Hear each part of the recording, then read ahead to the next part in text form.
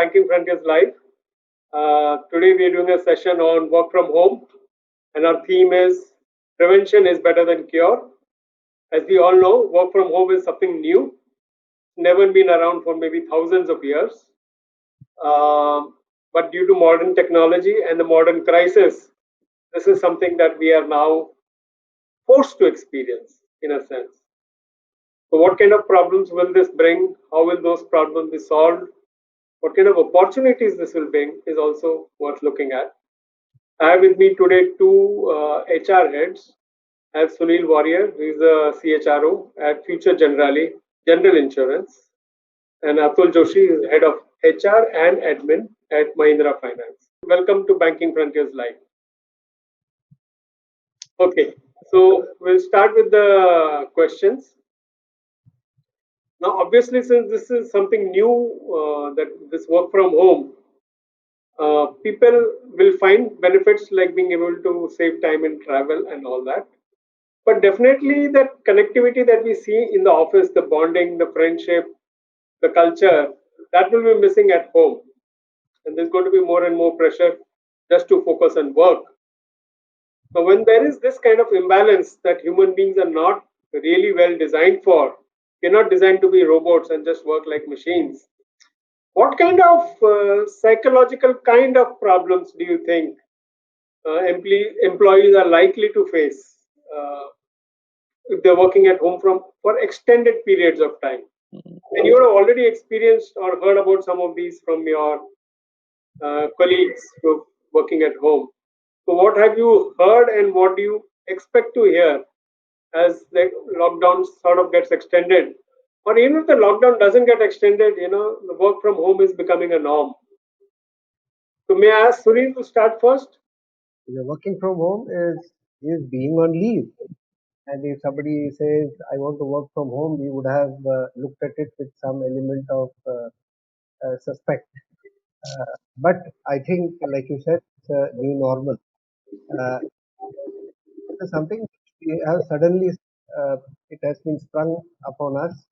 And I think at Future Generali, we went into this mode from on 14th of March itself, I think a week before it was announced, when we had cases.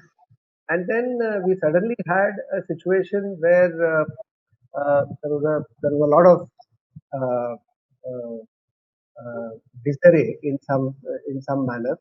But then well, our claims, our operations, back office had a whole lot of new challenges that they faced. We had laptops arranged, we had desktops arranged. So it was something which was sprung upon us, and now with 2 months into it, I think we have sort of taken it as something which is we have taken to water. So I think we have adjusted to it very well. Though I think we still have certain elements of the distribution and sales which needs to be fixed. But I think as an organization, as a working organization, I think especially in services, I think there is a lot of adaptation that have already happened. Yeah, see this whole COVID-19 situation has created a sort of a unprecedented challenge, and unprecedented because the kind of a scale it has brought to us. The earlier challenges were there, but this time it is a far-reaching and a far deeper kind of a implication that we have of the problem on the hand. So as far as work from home is concerned, I think earlier also in MNCs or globally, people were working at least one day a week kind of a thing. But in India, it was, as Sunil mentioned, it was still seen with a little bit of a sarcasm, as he said. If somebody says I want to work from home, it was unfortunately seen as okay. You're going to have a chutti. Right. But the current situation has clearly broken the myth that work from home is like a enjoyment. Right. And people have actually realized that the whole work life balance has kind of gone into a work life integration. Okay. The recent study, which INSEAD has done, indicates that there is more than 50% people are responding saying that there is an increase in the productivity Okay. because the work hours have got enlarged.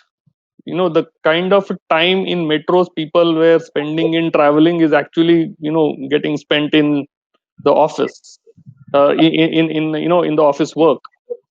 See, but when you're in office, there is a psychological limit here you have. Okay, it's 7 o'clock, I have to shut down my work and go home. Correct. But now the work has kind of got extended, so people are ending up doing more work. Okay, to add to it, in the current situation particularly, and I'm sure this will change in the coming weeks, because most of the professionals are also ending up doing a lot of work at home. In the sense, the support which the family would need in terms of daily household work is also getting done and shared with their spouse by the working professionals, because there are no maids available. You have to do all the household work yourself and so on. Right.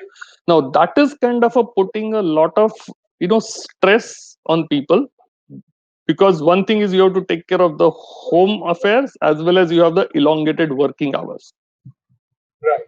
and then you don't have a person to connect to as you used to do it in the office. Uh-huh. Now this has led to a kind of a scenario where people are getting used to it. The initial euphoria of, okay, it's fun working at home, is kind of a gradually sinking in. People are getting used to the new normal, as Sunil said, of Okay. working as if you are in the office. Okay. So scheduling your day like you would schedule, you would have a calendarize your meetings, your discussions, visits, and so on, which you are calendarizing, but instead of being in person, you are trying to do it in a virtual way, Universal. right? So it is needing a lot of discipline on the side of individuals to be really effective in the current scenario. Okay. Got it. Now, to add on to this question, now everything is constrained by the lockdown in all the major cities. But once the lockdown is lifted, and companies could either ask a lot of employees to work from home, or a lot of employees could volunteer and request that they work from home.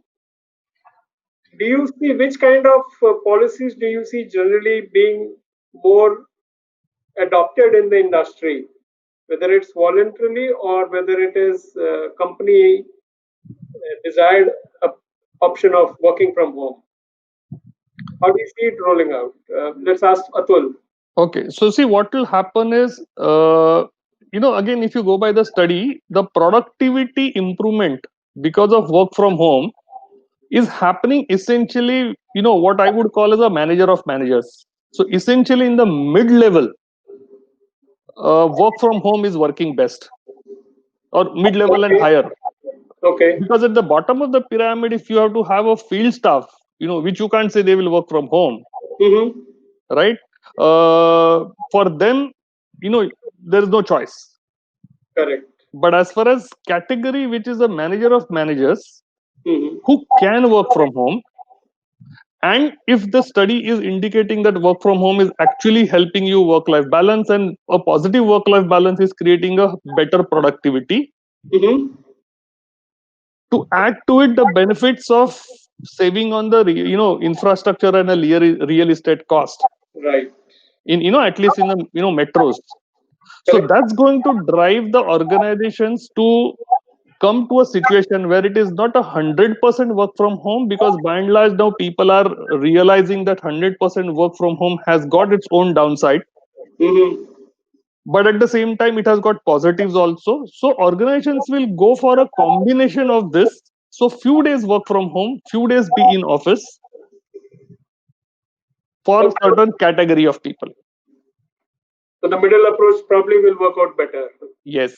So Sunil, what are your thoughts on finding the balance between work from home and work from office, and how organizations should approach it, given that different employees may have different perspectives?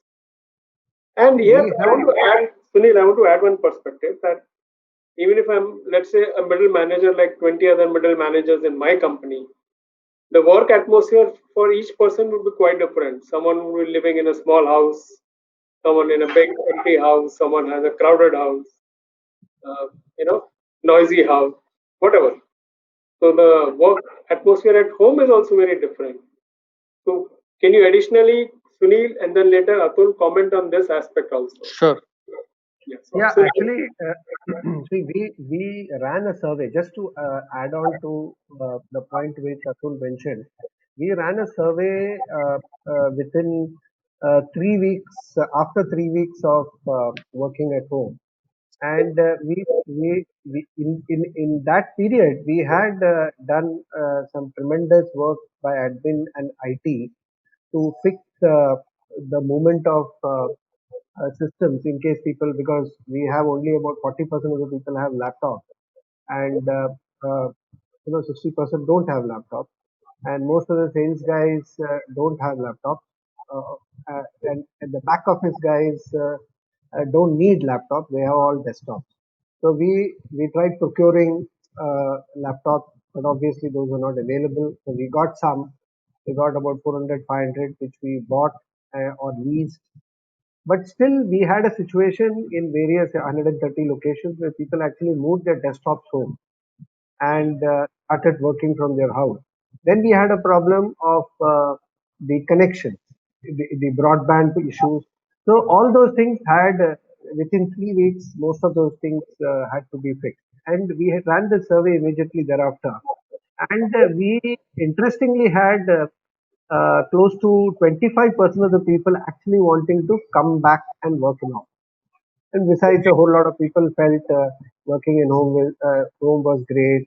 They're enjoying time with their family. They're able to pursue their personal hobbies of running, exercise, and all. Watching TV, because we specifically asked these questions. But about 20% of the people actually wanted to come back.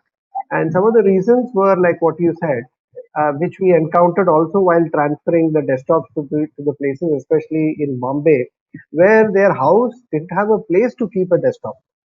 Or they didn't have an independent place where they could work. And when we had these situations of uh, uh, the back office people, it is something which they will have to do uh, almost through the day. In fact, we had some situation where operations asked some of the team members to actually work in the night shift because broadband was better. So, to sum and substance, there is a huge amount of adjustment that had to be done by individuals. So, working from home, from the perspective of being a enabler and a good thing for an employee, it actually, I think, at least in the first 1.5 months, employees actually went out of the way to actually adjust to the situation and make business as usual possible.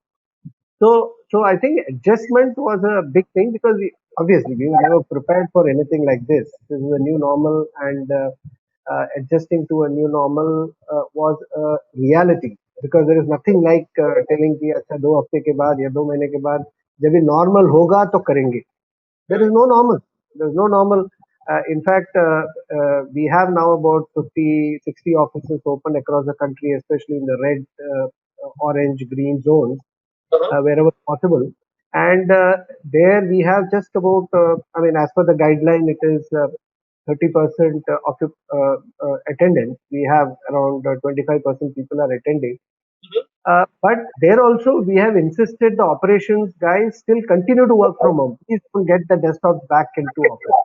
So we don't know how things are going to unfold. So we don't want to get into that frame of getting into office and getting back. And there is a whole lot of security infrastructure which is so different. The polices behave differently in different states. Why it behaves differently in every suburb of Bombay. So I think the people challenges are a lot. And then we had a lot of engagement programs. We have had yogas. We have had Antakshari. We have had so many things that is keeping going. But still, it is just enough to sort of keep them connected. And I think there is a lot to do with team meetings, the team leaders, how they engage with them, how regularly they are in touch with the people. So it's quite a challenge. And I think we are doing well in terms of uh, handling the situation. I don't know if you have answered your question. Yeah, thank you, Sunil. Atul, you want to comment on that aspect? See, what started initially, as a technological problem. Okay, because many of the organizations were not geared to have a large workforce of theirs to work from home. As Sunil mentioned, people were not having right infrastructure, right desktop, at home, and suddenly this need came up. So organizations adopted it extremely well, either by sending the office desktops to employees home or allowing people to use their own devices. Mm-hmm. Now here again I will say a myth got broken. Rather, organizations were forced to adopt, because earlier there were very high level of resistance in terms of, okay, there are data security issues and we don't know the confidentiality, particularly when you work in a financial services. There is so much of a problem. All that got broken because there was no option. Correct. Right. Yes. Once that was a realization that this is a new normal, organization took every innovative step and every possible step to ensure that the IT infrastructure is made available to the individuals to work from. Right. Right. Then gradually the technology problem got solved and the organizational problem started. Okay. For So many many people. times people were not having the collaboration tools, whether it is a Microsoft Teams, and that, like, okay, Zooms is the most used suddenly software in the last 3 months, or so is the WebEx, right? So suddenly things have changed. Yes. Now that people are getting used to, okay, chalo, ye abhi naya life hai. You have to live with virtual meetings. People are also improving knowingly, unknowingly, their communication skills, because when you have to do a 1 hour specific meeting in a virtual way in a video form, as compared to something that you would spend 90 minutes or 2 hours for an in-person meeting, Mm-hmm. you have to be extremely crisp in terms of your communication, and you have to be very, very clear. Yes. Right. So unknowingly, people are improving on their capability to kind of communicate very crisply, be very precise, and not do side talk, which was making this same meeting would have taken higher time, is taking now a much lesser time. That's time saving. Okay. Right. But again, see, this is having an issue, because see, when you do a focus 1 hour video conference, you need a very high level of focus and attention. Okay. Right. So if you do such 6 meetings of 6 hours In a day. in a day, right, you actually get drained, because the level of focus which is required for those 6 hours is very high, as compared to maybe you may not get so much drain even if you work for 10 hours for in-person meetings. Right. The last two meetings would be a problem then. So people see, typically in an office, many times the people have a back-to-back meetings. Okay. Now, Yeah. back-to-back meeting actually becomes a very, very difficult thing to manage when you have to, do it on a video conferencing, because you need a, kind of a psychological break for 10, 15 minutes in between, Yes. which is again a new way of working people are getting used to. I will go a little further. See, what is currently happening and what we are calling as a new normal is actually not a new normal. In the sense, people are doing things virtually but what they were doing it in person, and that's what we are calling as working remotely. Mm-hmm.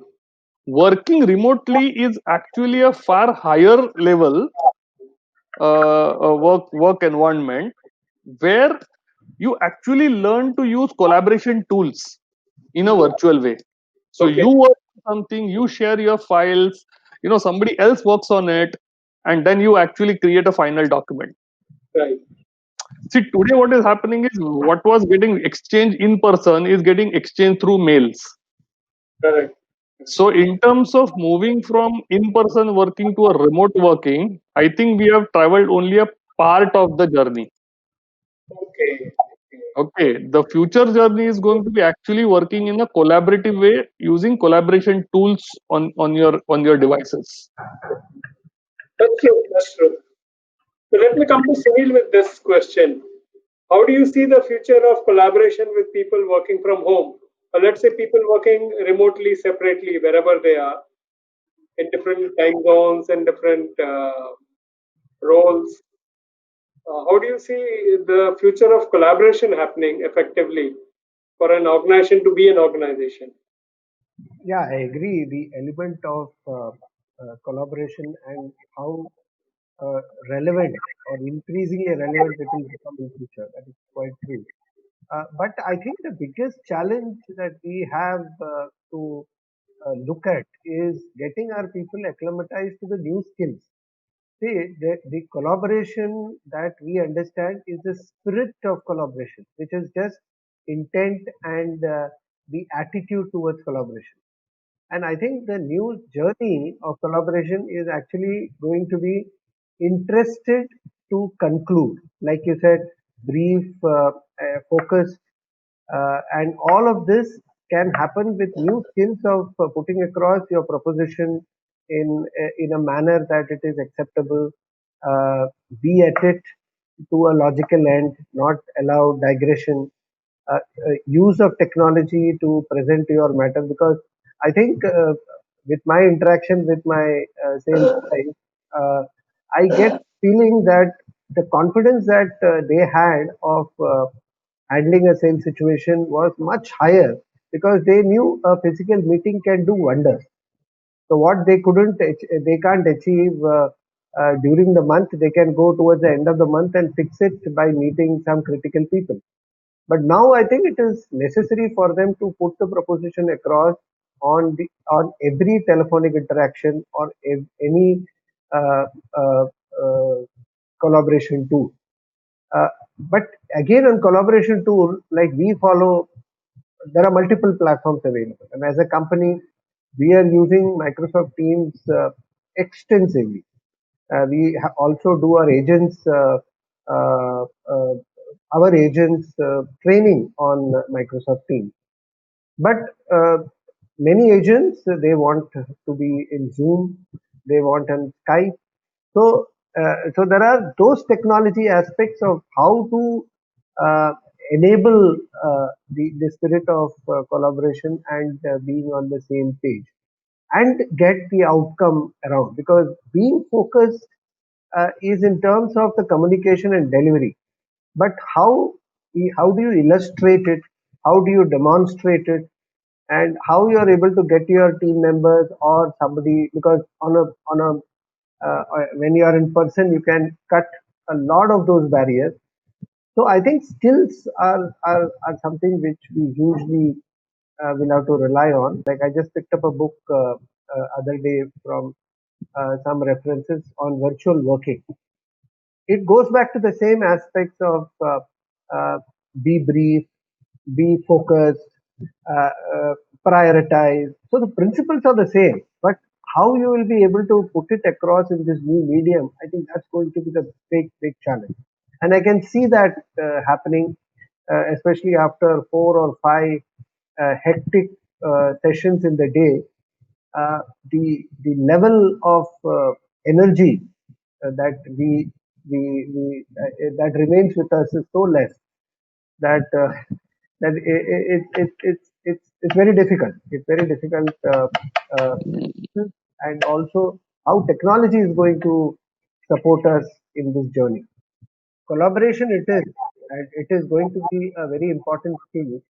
But what is very important is how the platform, how we are able to actually get collaboration into action, because intent will be important.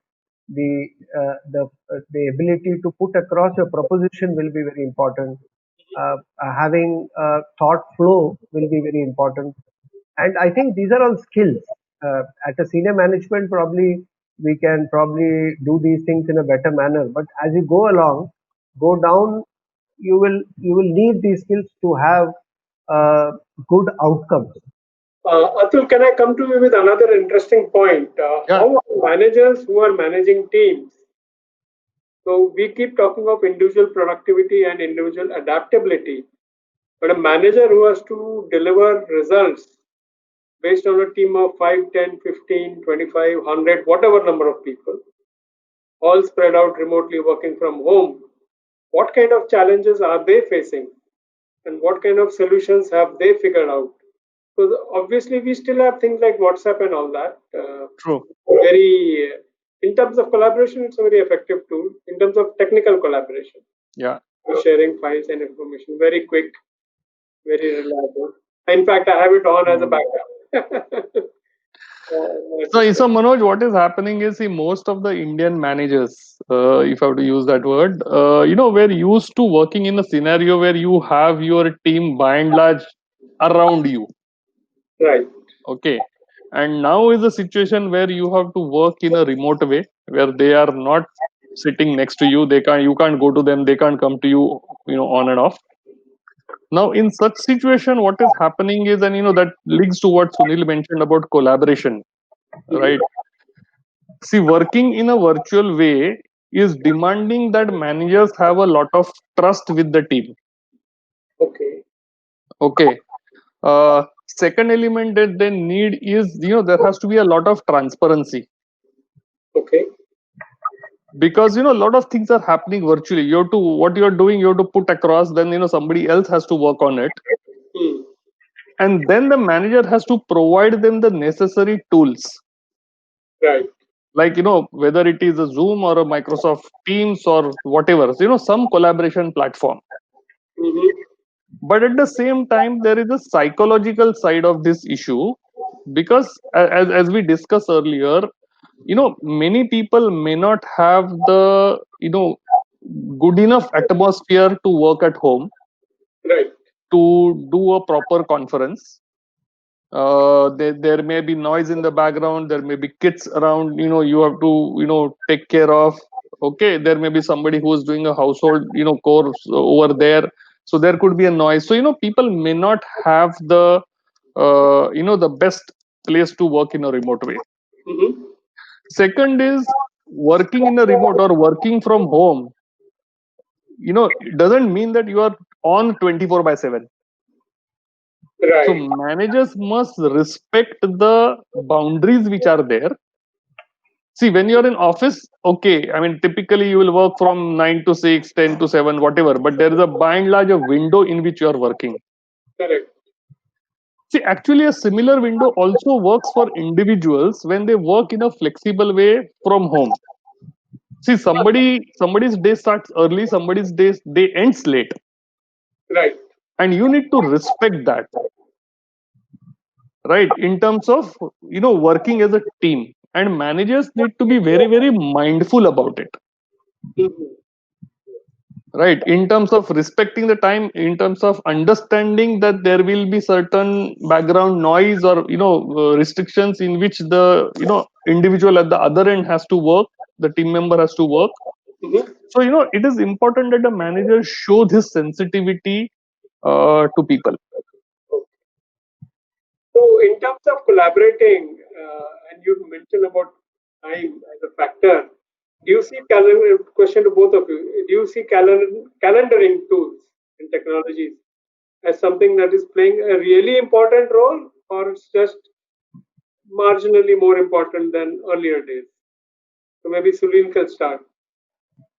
No, no, that's very correct. I think this is the time, and the experience has been there is a lot of commitment that people are forced to put on calendars, which is drawn up by their immediate supervisor or the team leads of the teams that they are part of. So yes, calendarization is become very important, and it at least ensures that there is a formal port of call opportunity where there are morning meetings, there are evening review meetings, and it happens across functions, which I am sure is was not the case in the the so-called normal days.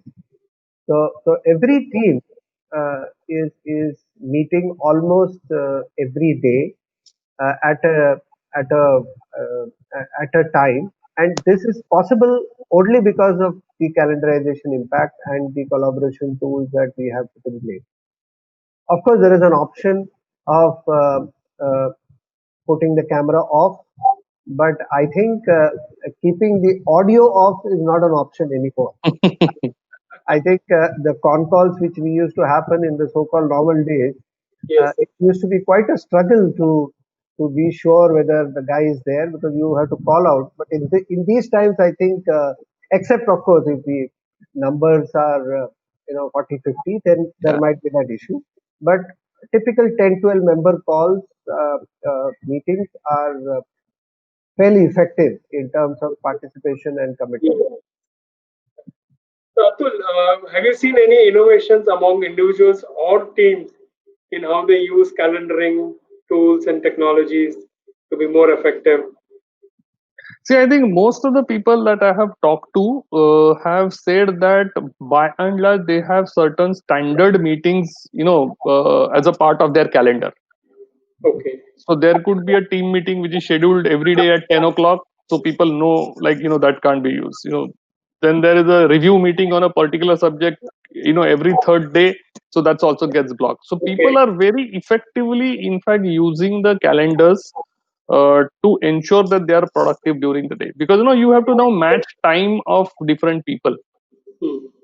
And the calendar is becoming a very effective tool in terms of ensuring who's available, who's not available, because you can see somebody's availability in the calendar, Right. right? So people are very innovatively using calendars to make, I would say, everyone very productive. In a In sense, fact, you're saying time management has become much better for everyone. yeah, in a lighter vein, when day for yesterday, one of my reportees said that, sir, tomorrow I'm taking leave. Quite honestly, I was taken by surprise. What do you mean? Every day, every day is a leave, and then I because we have a morning mail that comes to all the HOD of the birthdays Hmm. that are there of the team members. So I realized it was his birthday the next day. So I think there Yeah. are moments also where we have to. I mean, this is I go with what Atul said. I think it's a push for many managers to become sensitive, to become attentive to these small things, which I think a belated birthday greeting in normal times is okay. But I think these times it's not okay because I think you are talking to him every day. There's no reason for you to sort of miss out on these things. Very interesting. So that's actually my next question. How do you see bonding getting stronger, or how will HR do its bit to make bonding happen among employees when they don't meet each other? Currently, there is a situation when everyone knows their team members. But 2 years, 3 years down the line, there'll be people who have never met each other. There are new people in the organization, whether freshers or middle level or top level. They've never met each other or met each other very, perfunctorily. Is there some HR technique to enable bonding happen so that there's an organization feeling like belonging to an organization? I experienced it in a very different way, right? Most organizations that Sunil also mentioned, the HR teams are doing some kind of a, evening breakout meetings, no agenda meetings, which are done virtually, or even birthday celebrations done virtually, and so on. Okay. But I found a one peculiar thing, and I think it's a very important, particularly in the Indian context. Earlier there used to be only once in a while occasion where you could get to meet the spouse of your colleague, or their kids and so on. Mm-hmm. But now with this work from home, I saw people kind of introducing each other's family members, virtually. Interesting. right? Now that creates the bonding. It's an, and I feel it's very, very important. So something which would have maybe taken 6 months is happening very instantaneously. Correct.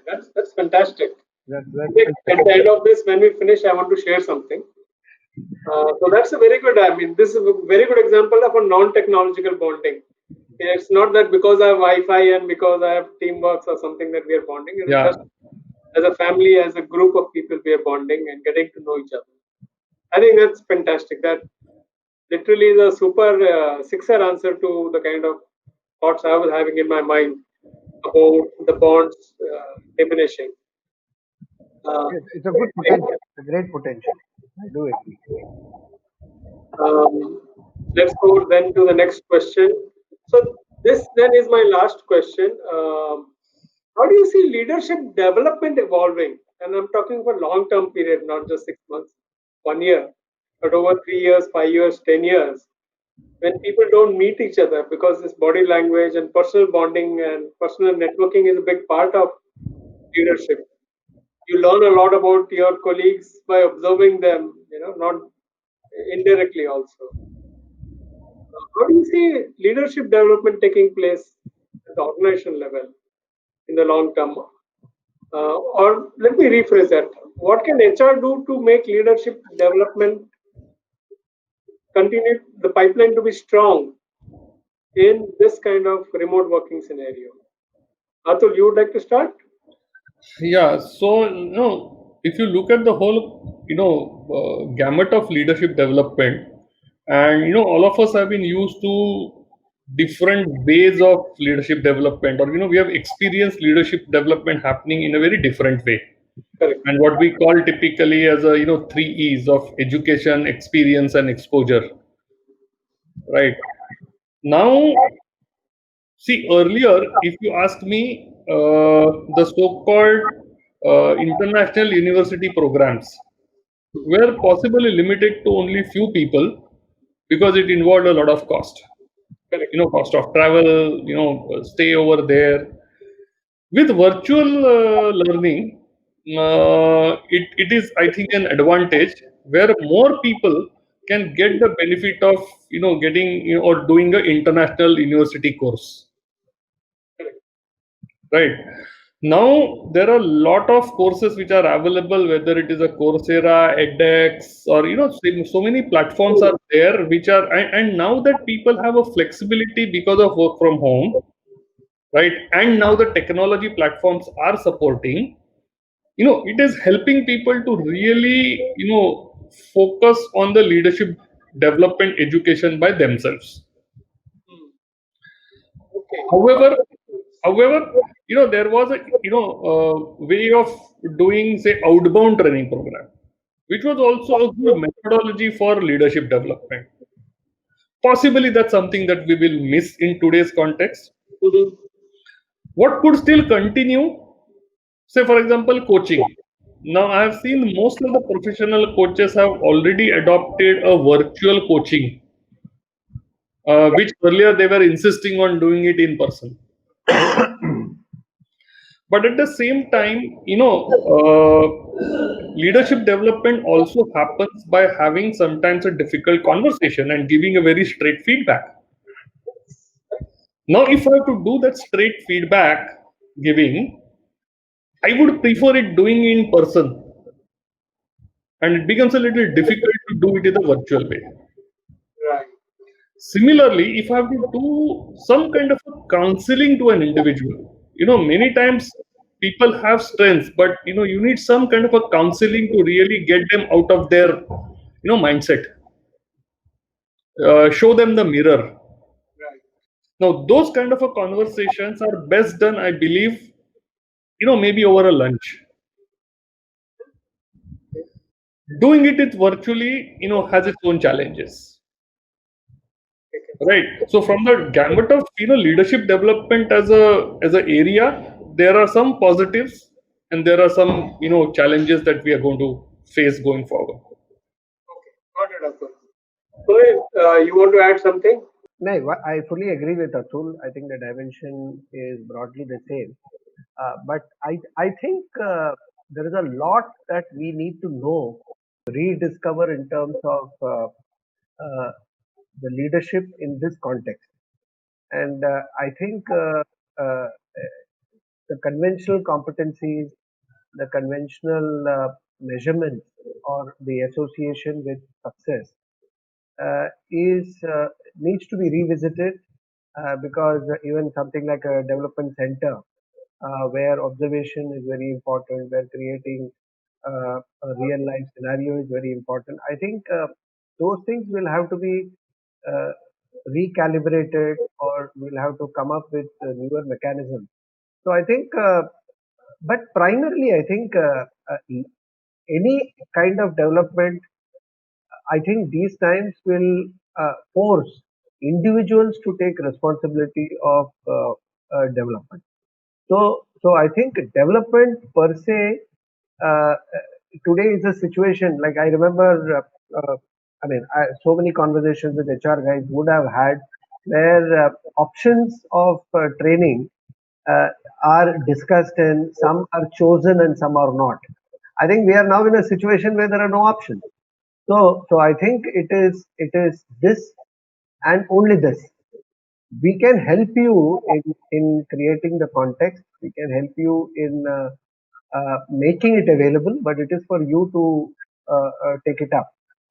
Uh, I think that is and quite truly we used to disassociate most of us by from the VOCA generation or the VOCA industry. I think today all of us are in the VOCA bracket. I think everything that we deal with is ambiguous. Everything that we deal with is uncertain. And I think it will take some time for the dust to settle for us to know exactly what we have to deal with and how we will be able to deal with. But the principles will have to be the same, and a lot of individual responsibility in development is called for. So the way I understand is where earlier the organization would organize all kinds of training programs, here you'd probably leave it to the individual to choose different programs from your own curriculum and from external curriculum, Coursera or wherever, Hmm. and do it themselves and maybe encourage them in some way. I don't know, make it some points or something or reward. We have started formal policy, but we have looking at 50%, 25% participation, uh, Okay, and we feel that it is still worth it as against a classroom, the cost for a classroom training program. right. Yes, sir, you were saying something. Yeah, so what Sunil has mentioned is, the responsibility lies on the individual for the development. That's a big shift. The organization can provide platforms and opportunities and options. The individual will have to come forward and take the responsibility for what he or she wants to learn. And I think this is excellent in a sense that clearly shows who wants to take the initiative to learn and who wants Yes. to have a relaxed approach to work and career and all that. That's great. Fantastic. So, gentlemen, I'd like to officially close this discussion at this point. Right. Thank you. Thank you so much.